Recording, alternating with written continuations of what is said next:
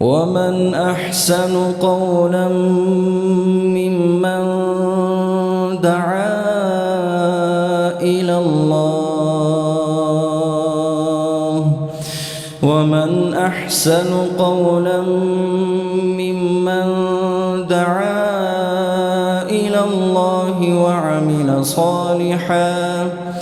وعمل صالحا وقال إنني من المسلمين.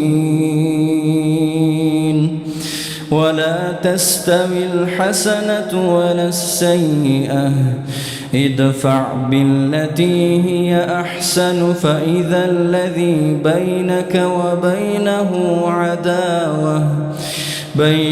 وبينه عداوة كأنه ولي حميم. وما يلقاها إلا الذين صبروا وما يلقاها إلا ذو حظ عظيم.